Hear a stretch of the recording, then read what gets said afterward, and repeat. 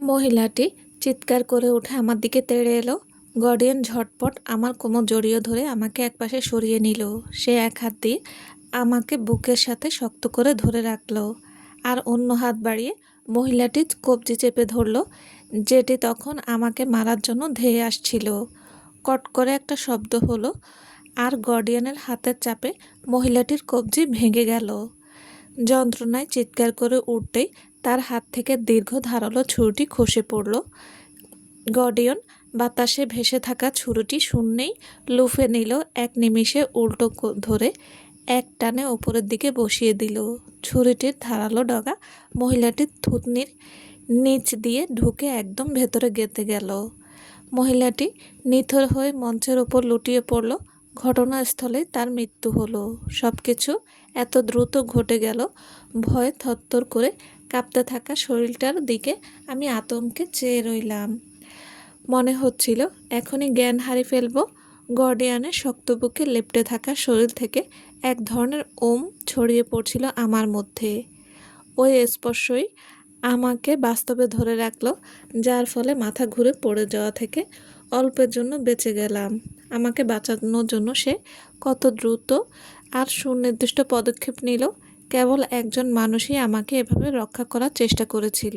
আমি আগে ভাবতাম রায়ান বুঝি খুব ভালো একজন মানুষ, কারণ আমাদের প্যাকে অন্য সবাই যখন আমাকে উত্ত্যক্ত করত তখন কেবল সেই আমার পাশে দাঁড়িয়েছিল। অথচ আমার বাবা যে আমার ওপর কতটা অত্যাচার করতেন তা রায়ান খুব ভালো করে জানতো। যারা আমার কতটা ক্ষতি করেছিল সেটাও সে দেখেছিল। তা সত্ত্বেও সে যারাকেই সঙ্গী হিসেবে বেছে নিয়েছিল। সত্যি বলতে কঠিন পরিস্থিতিতে তার আনুগত্যের কোনো অস্তিত্বই ছিল না। যারা যদি আজ আমাকে এভাবে আক্রমণ করত, রায়ান তাকে থামানোর জন্য আঙুলটুকুও তুলত না। নাইট ওলফের যোদ্ধারা যেভাবে দ্রুত সেই ভবঘুরে নেকড়েটির লাশ টেনে সরিয়ে নিয়ে যাচ্ছিল তা অবশ হয়ে দেখতে দেখতে আমি মনে মনে ভাবলাম, আর কতক্ষণ আমাকে এভাবে জড়িয়ে ধরে রাখবে। গার্ডিয়ান গমগমে কণ্ঠস্বর আমার বুকের কাছে প্রতিধ্বনিত হলো। চমকে উঠে আমি নিজেকে তার কাছ থেকে সরিয়ে নিলাম। সে এতটা নির্লিপ্ত আর শীতল শোনালো, যেন সামান্য রক্তপাত বা খুন খারাপি তার দৈনন্দিন জীবনের অংশ। আর একটি কথাও না বাড়িয়ে গার্ডিয়ান অনুষ্ঠান শুরু করে দিল। আমি চেষ্টা করছিলাম আনুষ্ঠানিক বক্তব্যের দিকে মনোযোগ দিতে, কিন্তু একটু আগে ঘটে যাওয়া ঘটনার ধাক্কা আমি তখনও শিউরে উঠছিলাম। যখন নতুন সদস্যের প্রথাগত অভ্যর্থনা জানানোর পালা এলো, আমি ঘেঁটে ফেললাম। আমরা আমাদের অন্তরে উনুনে আপনাদের স্বাগত জানাই এবং আত্মা নিরাপত্তার নিশ্চয়তা দিচ্ছি, যতক্ষণ না আপনারা আমাদের প্যাকের প্রতি অনুগত থাকার অঙ্গীকার করছেন। আমি তোতলামো এবং নিজের ভুল বুঝতে পেরে চুপসে গেলাম। জনসম্মুখে কথা বলার অভিজ্ঞতা আমার আগে কখনো ছিল না। আমার গলার আওয়াজ তীব্র আর কাঁপানো শোনালো। ভয়ে বুক এত জোরে কাঁপছিল যে ঠিকমতো শ্বাস নিতেও কষ্ট হচ্ছিল। সিলভার মুনে সামান্য ভুলের জন্য কঠোর শাস্তি পেতে হতো, এর চেয়ে অনেক কম আনুষ্ঠানিক পরিবেশে ভুল কথা বলার জন্য আমাকে প্রহার সহ্য করতে হয়েছে। রায়ানের সাথে সম্পর্ক শুরু হওয়ার পরও এই কঠোরতার নিয়ম সামান্য শিথিল হয়েছিল। নিজের ওপরেই ঘেন্না হচ্ছিল। ভুল করার ভয়ে আমি কেমন এক ভীতু মানুষে পরিণত হয়েছি। মনে মনে ভাবলাম, আর একটা পাষাণ খুনির পাশে দাঁড়িয়ে এসব সামলানো তো আরও কঠিন। চোখের কোণ দিয়ে গার্ডিয়ানকে দেখতে পাচ্ছিলাম। প্রতিবার ভুল করার পরই তার প্রতিক্রিয়া দেখার ব্যাকুলতা সামলাতে হচ্ছিল আমাকে। সে কি আমাকে সবার সামনে চড় মেরে বসবে? ধারণাটা মনে আসতেই হাঁটু দুটো কেঁপে উঠল। শেষ বাক্যগুলো শেষ করে আমি আঘাতের অপেক্ষা প্রহর গুনতে লাগলাম। যতক্ষণ নাইট উলফের আকাশে চাঁদ উঠবে আমি প্রতিশ্রুতি দিচ্ছি, কথা দিচ্ছি আপনাদের লেডি হওয়ার, প্রধান নেতৃত্ব ও সহমর্মিতা দেওয়ার। যতক্ষণ আমরা এক প্যাক হয়ে পথ চলব। এক নিঃশ্বাসে হুড়মুড় করে কথাগুলো শেষ করলাম। আমার অবাক করে দিয়ে গার্ডিয়ান কিছু বলল না। সে কেবল আনুষ্ঠানিক জিনিসপত্র রাখা টেবিলটার দিকে ঘুরে দাঁড়ালো এবং অনুষ্ঠানের পরবর্তী ধাপ শুরু করলো। নতুন প্যাক সদস্যের প্রতীকী উপহার দিতে লাগলো। আমার বুকের উপর চেপে বসা উদ্বেগের বোঝাটা কিছুটা হালকা হলো। অনুষ্ঠান শেষ হলে আর নতুন সদস্যরা যখন প্যাকের অন্যদের সাথে আনন্দে মেতে উঠল, আমি মঞ্চ থেকে নেমে কাছের একটি অন্ধকার কোণের দিকে গুটিসুটি পায়ে হেঁটে গেলাম। সবার সামনে দাঁড়ানো সত্যিই কঠিন, তবে তুমি খুব ভালো করেছো। পাশে বসা একটি মেয়ে হাত নিয়ে আমাকে ডেকে বলল। কৃতজ্ঞ চিত্তে আমি তার টেবিলে গিয়ে বসলাম, যেখানে আরও কয়েকজন তরুণ প্যাক সদস্য ছিল। তাদের দেখে বন্ধুদের একটা সুন্দর দল মনে হচ্ছিল। এক মুহূর্তের জন্য আমার মনে হিংসে হলো। এমন একটা সাধারণ প্যাক জীবন তো আমি কখনোই পাইনি। ধন্যবাদ, আমি নার্ভাসভাবে হেসে বললাম। আমার তো মনে হচ্ছিল আমি কোনো বড় ভুল করে বসবো আর গার্ডিয়ান আমাকে মেরেই ফেলবে।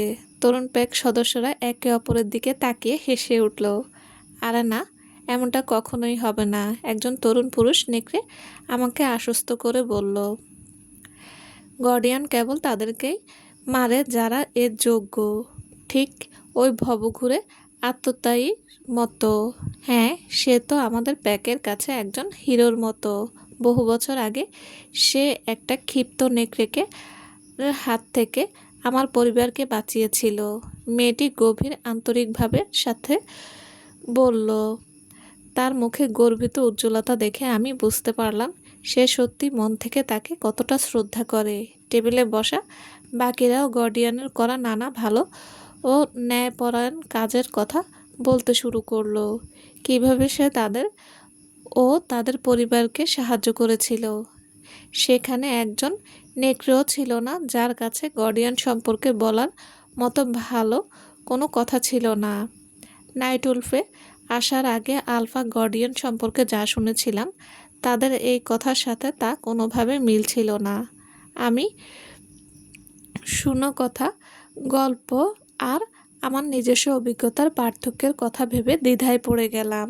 সে আসলে কেমন মানুষ? আমি কপাল কুঁচকে ভাবলাম, একজন দৃঢ় কিন্তু ন্যায়পরায়ণ নেতা, নাকি একজন নৃশংস যুদ্ধবাজ। আমাদের অতীতের পারস্পরিক মিথস্ক্রিয়াগুলোর কথা ভেবে দেখলাম ঘটনাগুলো কি সত্যি তেমন ছিল যেমনটা আমি ভেবেছিলাম। সে রাতে ঘরে ফিরে আসার পর সারাদিনের ঘটনাগুলো বারবার আমার মনে ঘুরপাক খেতে লাগলো। অন্য যাই ঘটুক না কেন, আমি এমন একটা কাজ করেছি যা আমাকে চরম আতঙ্কিত করে তুলছিল এবং আমি তা থেকে বেঁচে ফিরেছি অত্যন্ত। এতটুকু বা কম কিসে? আমি দিনে দিনে বদলে যাচ্ছি, একটু একটু করে পরিণত হচ্ছি। আমি মনে মনে ভাবলাম। আয়নায় নিজের প্রতিবিম্বের দিকে তাকিয়ে বুঝতে চেষ্টা করলাম আমি আসলে কেমন মানুষে পরিণত হচ্ছি।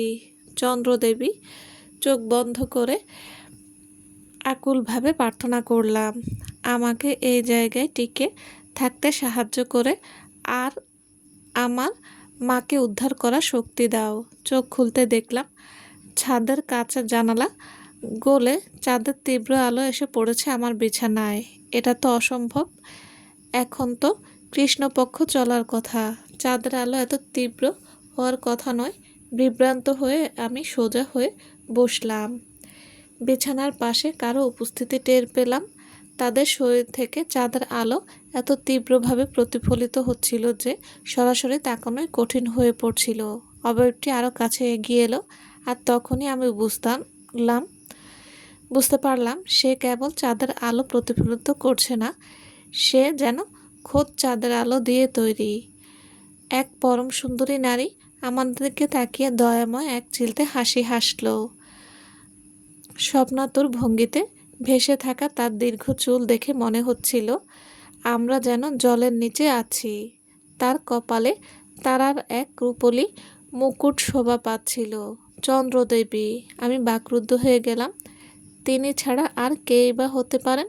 পরম বিস্ময়ে আমি চেয়ে রইলাম, আর তিনি আরও কাছে এসে আমার দিকে ঝুঁকে দাঁড়ালেন। তার আঙ্গুল দুটো আমার ঘাড়ে থাকা চিহ্নটার উপর আলতো করে ছোঁয়াতেই সেটা একবার স্পন্দিত হয়ে মিলিয়ে গেল। আমি নিচের দিকে তাকিয়ে দেখলাম তার স্বচ্ছ ও অলৌকিক হাতের নিচে আমার চামড়া একদম দাগহীন পরিষ্কার হয়ে গেছে। আমি লাফিয়ে বিছানা থেকে নামতে গেলাম, কিন্তু বিছানার পাশে পা বাড়াতেই সেগুলো গিয়ে পড়ল সোনালি রোদের মধ্যে। এখন দিন হয়ে গেছে, সকালের রোদ জানালার ফাঁক গলে ঘরের ভেতর ছড়িয়ে পড়েছে, আর ঘরে আমি ছাড়া আর কেউ নেই। চোখ ডেলে ঘুম কাটাতে কাটাতে আমি হতভম্ব হয়ে রইলাম। তাহলে কি ওটা একটা স্বপ্ন ছিল? আমার রগে রগে শিহরণ খুলে গেল। স্বয়ং চন্দ্রদেবী এসে আমার চামড়া থেকে এই চিহ্ন মুছে দিয়ে গেছেন। এই সমগ্র বিশ্বের কাছে যিনি পরম পূজনীয় ও ভীতিকর, সেই দেবী কিভাবে আমাকে সাহায্য করতে পারেন? কারো সাথে দেবীর এত স্পষ্ট যোগাযোগ হয়েছে, কিংবা কারো প্রার্থনা এভাবে সরাসরি পূরণ হয়েছে, এমন কথা আমি কখনো শুনিনি। কিন্তু কেন, আমি নিজেকেই প্রশ্ন করলাম। দরজায় নখ হতেই আমি চমকে উঠলাম। দরজা খুলতেই একজন পরিচারিকা আমার হাতে একটা চ্যাপ্টা বক্স তুলে দিল, যা পেঁচানো ছিল একটা বিশাল লাল ফিতা দিয়ে। বক্সটা নিয়ে বিছানায় এসে উপরের ঢাকনা খুললাম। এটা এটা কি? বক্সের ভেতর সযত্নে রাখা ছিল এক সেট সেক্সি অন্তর্বাস।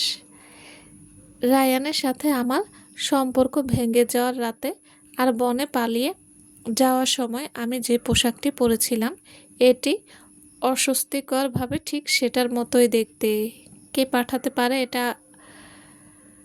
বক্সটার ভেতরে সুন্দর করে সাজিয়ে রাখা অন্তর্বাসটির দিকে আমি অবাক হয়ে চেয়ে রইলাম। সত্যি বলতে, এই দুনিয়ায় এমন কেউ আছে বলে আমি ভেবে পাচ্ছিলাম না যে আমাকে এমন একটা জিনিস পাঠাতে পারে। নিশ্চয় রায়ান নয়। আমাদের সম্পর্কের পরিণতি যেভাবে ঘটেছে, তারপর তো প্রশ্নই ওঠে না। সতর্কতার সাথে আমি লেসের কাপড়টি তুলে ধরে আলোর দিকে ধরলাম। পাতলা ও স্বচ্ছ কাপড়টি ছিল এক ঝলমলে অতি বেগুনি রঙের, যা বেগুনি আর নীলের সংমিশ্রণে দারুণ এক ধুতি ছড়াচ্ছিল। রংটা মোটেও আমার পছন্দের বা মানানসই নয়। কাপড়ের ভাঁজ থেকে এক টুকরো কাগজ ছিটকে মেঝেতে গড়িয়ে পড়ল। আমি সেটা তুলে নিয়ে ভাঁজ খুললাম। ওটা একটি চিরকুট, সুপরিচিত গোল গোল হাতের লেখায় লেখা ছিল, প্রিয় আবিরি, প্রত্যেকের জীবনে দ্বিতীয় একটা সুযোগ পাওয়ার যোগ্য। হয়তো এবার তুমি তোমার মনের মানুষকে নিজের করে পেতে পারো। একাকী জীবন কাটাতে না চাইলে হয়তো তোমার আরেকটু চেষ্টা করা উচিত। অনেক আদর, যারা। কি এক চরম খচ্চর মেয়ে, আমি মনে মনে ভাবলাম। কিন্তু ইদানিং নিজের মনের ভেতরের কথাটা কতবার বলেছি যে ক্ষোভের বদলে নিজের ভেতরের কণ্ঠটাতেই যেন এক ক্লান্তির ছাপ ফুটে উঠল। চিরকুটটা টুকরো টুকরো করে ছিঁড়ে ডাস্টবিনে ছুঁড়ে ফেলে দেওয়ার ছাড়া আর কিছু করার ছিল না। মনে কষ্ট হলেও স্বীকার করতেই হচ্ছে, যারা একদম সঠিক জায়গায় আঘাত করেছে। শেষবার যখন আমি এরকম অন্তর্বাস পড়েছিলাম, তখন আমার মনোনীত সঙ্গী রায়ানের সাথে ভবিষ্যৎ নিয়ে অনেক রঙিন আশা জমেছিল আমার মনে। আর এখন এমন একজন মানুষও নেই যে সত্যি আমার পরোয়া করে। আমি নিশ্চিত গার্ডিয়ান আমার সাথে কোনো সম্পর্কই রাখতে চায় না। তিতকুটে কণ্ঠে নিজেকেই বললাম। অন্তর্বাসটা বিছানায় ছুঁড়ে ফেলে দিয়ে হনহন করে দরজার দিকে হেঁটে গেলাম। তখনও গ্রাউন্ড আর নাইট ড্রেস পরে আছি কিনা সেটা খেয়ালও করলাম না। আমার শুধু ওই ঘরটা থেকে বের হওয়ার দরকার ছিল। রান্নাঘরে যাব, এক কাপ কফি খাবো, তারপর ফিরে এসে নতুন করে চিন্তাভাবনা করব। দরকার পড়লে বাগানে গিয়ে কিছুটা সময় গাছপালার মাঝে কাটিয়ে মাথাটা ঠান্ডা করব। দরজাটা এক ঝটকায় খুলে পা চালিয়ে বারান্দা দিয়ে সিঁড়ির দিকে এগিয়ে গেলাম। সেই রেলিং ধরে নিচে নামতে গিয়ে দেখলাম দোতল ল্যান্ডিংয়ে ঠিক আমার নিচের এক জোড়া নারী পুরুষ দাঁড়িয়ে আছে। তারা একদম গা ঘেঁষে ঘনিষ্ঠ হয়ে দাঁড়িয়েছিল। ওটা তো গর্ডিয়ন। আমি চমকে উঠে উপলব্ধি করলাম নাইট গাউনের লম্বা ঝোলটা পায়ে পেঁচিয়ে নিচে গড়িয়ে পড়া জোগাড় হয়েছিল। শেষমেশ কোনো মতে সামলে নিয়ে সিঁড়ির মাঝামাঝি এসে থমকে গেলাম। গর্ডিয়ন ল্যান্ডিংয়ের রেলিংয়ে কোনোই ভর দিয়ে হেলে দাঁড়িয়েছিল। আমি সিঁড়ির ওপর আবির্ভূত হলেও সে যেন আমাকে পাত্তাই দিল না। এক পলক আমার দিকে তাকিয়ে আবার পাশে দাঁড়ানো সঙ্গীর দিকে নজর দিল। আমাকে যেন পাত্তাই দিল না সে। আমি ভালো করে দেখলাম সে কার সাথে আছে। পরম সুন্দরী এক নারী, তার দুই হাত গর্ডিয়নের কাঁধে রেখে তার বাহুতে ভর দিয়ে দাঁড়িয়েছিল। লম্বা সুঠাম চাবুকের মতো ফিগারের মেয়েটি সাপের মতো জড়িয়েছিল তার সাথে। তাদের দুজনকে একসাথে ওভাবে দেখে আমার বুকটা যন্ত্রণায় দুমড়ে মুচড়ে উঠল। আমার কেন হিংসা হচ্ছে ভাবলাম। আমি তো ওকে পছন্দও করি না, তা সত্ত্বেও এটা আমাকে অপমান করার মতো মনে হলো। আমি তো তার লোনা হতে যাচ্ছি। রায়ানের বিশ্বাসঘাতকতা আর জারার খোঁচা মারার পর এই দৃশ্যটা আমার ক্ষতবিক্ষত হৃদয়ে যেন এক বিষাক্ত ছোড়ার মতো গিয়ে বিঁধল। নাইট ওলফে আসার পথে গর্ডিয়ন যে কথাগুলো বলেছিল তা আমার মনে পড়ে গেল। মেয়েদের ব্যাপারে তার প্রয়োজনীয়তার আমি যেন কখনো হস্তক্ষেপ না করি। সে কত নির্দয়ভাবে কথাটা বলেছিল এবং আশা করেছিল আমি যেন তার নিয়ম মেনে চলি। পায়ের গোড়ালিতে ভর দিয়ে ঘুরে দাঁড়ালাম। দু মুঠোর নাইট গ্রাউন্ডটা চেপে ধরে নিজের ঘরের দিকে পা বাড়ালাম, যেন আমি ওদের কিছুই দেখিনি। ঠিক যখন ওপরের ল্যান্ডিংয়ে পৌঁছেছি তখনই নিচু গলায় মেয়েটি খিলখিল হাসি শুনতে পেলাম। ওর মতো এমন অনভিজ্ঞ শরীর নিয়ে মেয়েটা কি কখনো তোমাকে সন্তুষ্ট করতে পারবে বলে তোমার মনে হয়? আমার পা দুটো থমকে গেল। গর্ডিয়ন কি উত্তর দেয় তা শোনার জন্য আমার শরীরের প্রতিটি অঙ্গ বরফ হয়ে জমে গেল। এক অস্বস্তিকর নীরবতা নেমে এলো। গর্ডিয়ন তারপর বরফের মতো শীতল গলায় গর্ডিয়ন উত্তর দিল, আমি ওর সাথে শোবো না। দ্বিতীয়বার আর কিছু চিন্তা না করে আমি ঘুরে দাঁড়িয়ে সিঁড়ির দিকে তাকিয়ে তাদের উদ্দেশ্যে চেঁচিয়ে উঠলাম, যেহেতু আপনি কার সাথে শোবেন তাতে আমি হস্তক্ষেপ করব না, তাই চলুন আমরাও যার যার ব্যক্তিগত জীবন নিয়ে আলাদা থাকি। গর্ডিয়নের মুখটা ঝট করে ওপরের দিকে উঠল এবং সে আমার দিকে ক্রুদ্ধ দৃষ্টিতে তাকালো। আপনি যার সাথে ইচ্ছা শোন, আমিও তাই করব। রাগে আমার গা রিরি করছিল। আমি অন্য পুরুষদের সাথে শুলেও তার তো কোনো সমস্যা থাকার কথা নয়, তাই না? তুমি যাও জেসিকা, গর্ডিয়ন কঠোর স্বরে নির্দেশ দিল। সুন্দরী মেয়েটি আমার দিকে চরম হিংসা নিয়ে তাকালো। তারপর ধীরে ধীরে গর্ডিয়নের কাছ থেকে নিজেকে সরিয়ে নিয়ে সিঁড়ি দিয়ে নিচে নেমে অদৃশ্য হয়ে গেল। গর্ডিয়ন এক লাফে দুটো করে সিঁড়ি টপকে আমার দিকে এগিয়ে উঠে আসতেই আমার হাত দুটো শক্ত করে বন্ধ হয়ে গেল। সেই সিঁড়ির মাথায় পৌঁছেই আমি পিছিয়ে গেলাম। নিজেকে সামলাতে পারছিলাম না। লোকটা এত বিশাল আর ভীতিকর। সে করিডোর ধরে আমার পিছু পিছু হেঁটে আসতে লাগলো। আমি আরও দ্রুত পেছনে হাঁটতে লাগলাম। নিজের ঘরের দরজার কাছাকাছি পৌঁছাতে গর্ডিয়ন আমার মাথার পাশের দেওয়ালের উপর তার ভারী হাতটা রেখে পথ আটকে দিল। আমি আটকা পড়ে গেলাম, বন্দি হয়ে থমকে দাঁড়ালাম। কয়েক মুহূর্ত সে সেখানেই ওভাবেই দাঁড়িয়ে রইল, শুধু ভারী শ্বাস ফেলছিল আর এক দৃষ্টিতে আমার দিকে তাকিয়েছিল। অবশেষে সে কাছে ঝুঁকে নিচু স্বরে বলল, সবাই বলে তুমি নাকি খুব লক্ষ্মী আর শান্তশিষ্ট। সত্যি বলতে তোমার সাথে সীমারেখাগুলো এভাবে স্পষ্ট করে টেনে দিতে হবে তা আমি আশা করিনি। তার শান্ত কিন্তু ইস্পাতের মতো কঠোর হুমকির প্রতিটি শব্দ আমার অস্তিত্বে গিয়ে বিঁধছিল। আমার ভেতরে সহজাত প্রবৃত্তি বলছিল এই পাওয়ারফুল আলফার সামনে নিজেকে গুটিয়ে নিতে এবং তাকে আশ্বস্ত করতে যা আমি আর কোনো ঝামেলা করব না। নিজের বেঁচে থাকার জন্য সেটাই ছিল সবচেয়ে নিরাপদ পথ। আমার বুক ধড়ফড় করছিল, কিন্তু আমি যদি নিজের আত্মসমর্পণ সমর্থন না করি তবে কে করবে? দাঁতে দাঁত চেপে নিজেকে শক্ত করলাম এবং গার্ডিয়ানের মুখোমুখি হওয়ার সাহস জোগালাম। সে আমার ধারণার চেয়েও অনেক বেশি কাছে ছিল। তার মুখটা নিচু হয়ে আমার মুখের মাত্র কয়েক ইঞ্চি দূরে। তার এই ঘনিষ্ঠতা আর চরম উত্তেজনাকর পরিস্থিতিতে আমার হৃৎস্পন্দন বেড়ে গেল। আমি তার সেই রাগে ভরা ঝাপসা ধূসর চোখের দিকে চোখ রাখলাম। আপনি যদি সত্যি আমার সাথে দুটো কথা বলার প্রয়োজন মনে করতেন তবে হয়তো আমি কথাগুলো বলতে গিয়েছিলাম, কিন্তু গার্ডিয়ান মাঝপথেই আমাকে থামিয়ে দিল। তাহলে তুমি ভেবেছ নিজের জন্য বাইরের একটা লোক খুঁজে নেবে? তুমি ভেবেছ আমি তা হতে দেব? আমার মুখের উপর এসে বাঁকা হেসে তাচ্ছিল্য করলো সে। আমার সারা শরীরে রাগে একটা আগুনের শিখা ধেয়ে গেল। হলেই বা কি?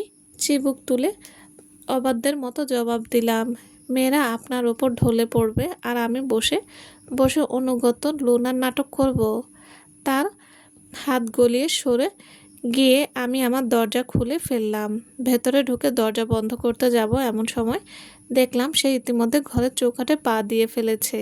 ধীরে ধীরে সে সামনের দিকে হেঁটে আসতে লাগলো আর আমি এক পা করে পেছনে হটতে লাগলাম, যতক্ষণ না আমার হাঁটু দুটো বিছানার পেছনে অংশে গিয়ে ঠেকলো। তুমি যদি ভেবে থাকো আমি এমন এক আলফা যে নিজের লুনাকে অন্য কারো সাথে হতে দেখব, তবে তুমি চরম ভুলের মধ্যে আছো।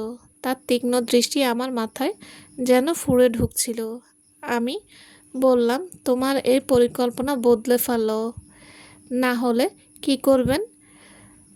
না শুধিয়ে পারলাম না।